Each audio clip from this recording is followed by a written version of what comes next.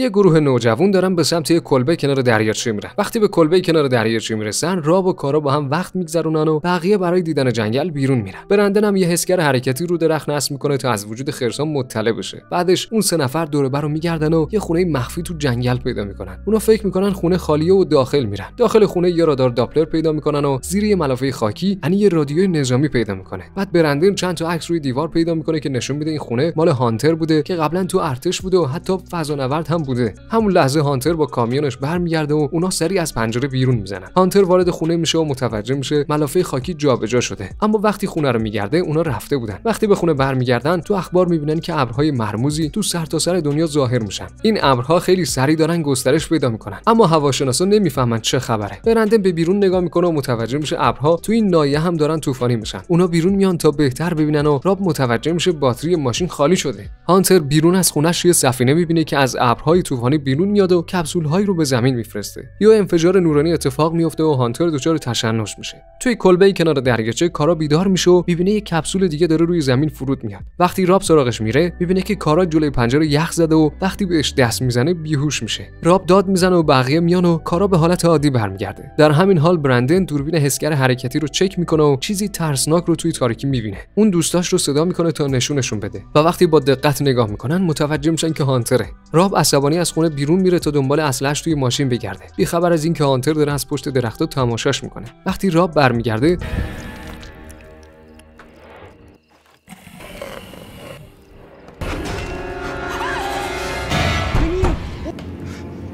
بعدش اونا از پنجره آدم فضایی رو میبینن و برگاشون میریزه و سریع یه جا قایم میشن. بعد صدای شکستن پنجره رو میشنون و به آشپزخونه میرن که موجود فضایی قرمز رو میبینن که دورشون پرواز میکنه و بعدش میره. اونا تصمیم میگیرن که باید برن و آنی و برندن به گاراژ میرن تا باتری شارژ شده رو بیارن. چارلی و راب میرن تا کارا رو پیدا کنن ولی موجود فضایی قرمز تو اتاق نشیمن شناور شده. پسرا منتظر میمونن تا موجود فضایی برق بعد حرکت کنن و وقتی راب حس میکنه کسی پشتشه فوری شلیک میکنه. اما اون کارا بوده. راب ناامید کارا رو برمی‌داره و با بقیه به گاراژ میبره. اما دیگه خیلی دیر شده و کارا مرده. اولش راب گریه میکنه اما بعد سریع سرد میشه و اسلحه‌اش رو بالا میبره و به بقیه میگه به جنگل برن تا تومه بشن. ولی حواسش پرت نور قرمزی که توی پنجره ظاهر شده میشه و چارلی از این فرصت استفاده میکنه و میزنه راب رو بیهوش میکنه. بعد چارلی و برندن و انی از خونه خارج میشن بدون اینکه متوجه بشن راب بیدار شده. اونا سوار ماشین میشن و راه میافتن. راب با اسلحه جلوشون رو میگیره و ماشین از تپه کوچیکی میفته ولی همه سالم هستن و وقتی بیرون میان راب بهشون نزدیک میشه اما تو همون لحظه سفینه فضایی بالای سرشون ظاهر میشه و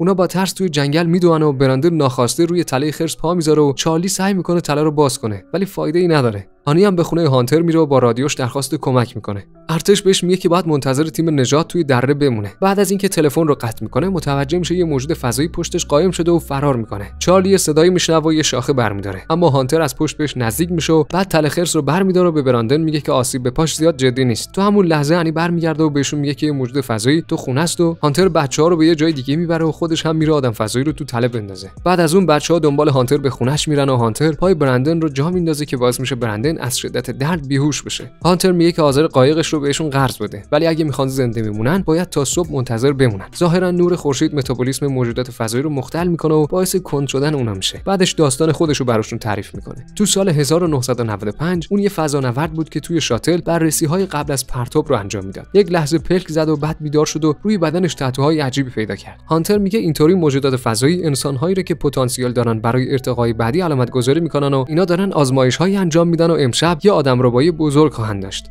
چارلی هیچ کدوم از اینا رو باور نمیکنه و هانتر با حرکت اشیا با ذهنش ثابت میکنه. اون فکر میکنه انسان‌ها فقط به خاطر مداخله موجودات فضایی از موجودات تک سلولی تکامل پیدا کردن. این موجودات از انسان‌ها برای آزمایش استفاده میکنن، مثل اینکه انسان‌ها از موش‌های آزمایشگاهی استفاده میکنن. بعد هانتر بیرون میره تا جسد آدم فضایی مرده رو بیاره. بعدش میره توی اتاق دیگه و شروع میکنه به شکافتن بدن آدم فضایی. یهو نور آبی تو خونه میاد و برندن دچار تشنج میشه و یه دفعه غیبش میزنه. تو همون لحظه آدم فضایی وارد خونه میشه و انی و چارلی زیر تخت قایم میشن. وقتی که آدم فضایی دور و بر رو نگاه میکنه اونا میتونن فرار کنن. بعد هانتر به سمت شلیک میکنه و اون موجود فرار میکنه. اون کلید قایق رو بهشون میده و اونا به سمت دریاچه میدوئن و سوار قایق میشن و همون لحظه نور هلیکوپتر رو میبینن. ولی در واقع سفینه فضایی و اونا رو به سمت بالا میکشه. چند لحظه بعد چارلی توی استخر عجیب بیدار میشه. اون بیرون رو نگاه میکنه و صدها استخر با آدم‌هایی که تحت نظر فضایی هستن رو میبینه. بعد طرف دیگر رو میبینه و یه تونل پیدا میکنه و از اون رد میشه و به یه منطقه دیگه میرسه و وقتی براندن رو روی دیوار آویزون میبینه شوکه میشه. اون میگه فضایی اونو مداوا کردن چون پاش دیگه درد نمیکنه. اما وقتی چارلی پوشش پایینی براندن رو پاره میکنه متوجه میشه که با ماشین جایگزین شده. اون با ترس به اتاق دیگه میره و دو تا وان که کارا و راب هم توش هستن پیدا میکنه، ولی اونها هم پایین تنه ندارن. وقتی صدای انی رو میشنوه اون هم توی یه وان پیدا میکنه.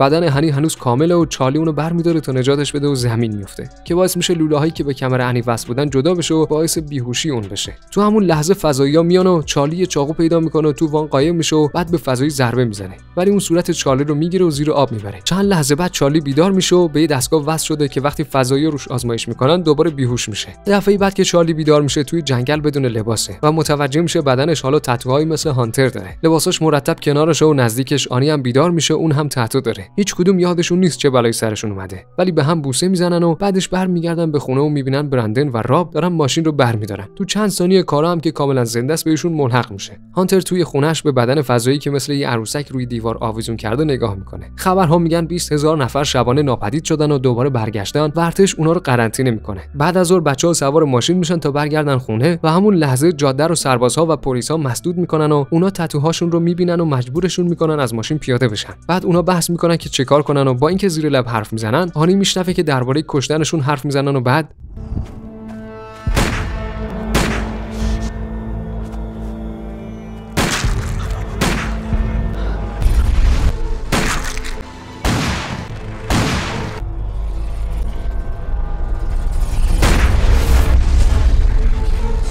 بعد از اون چارلی و هانتر یه نگاهی به هم میندازن و براندن نزدیکشون ظاهر میشه. بعد از رفتنشون زخم کارا خود به خود خوب میشه و بیدار میشه. بعد کارا دستش رو به سمت راب دراز میکنه تا اونم خوب بشه. توی جنگل این سه نفر متوجه طوفان دیگه‌ای میشن که داره میاد.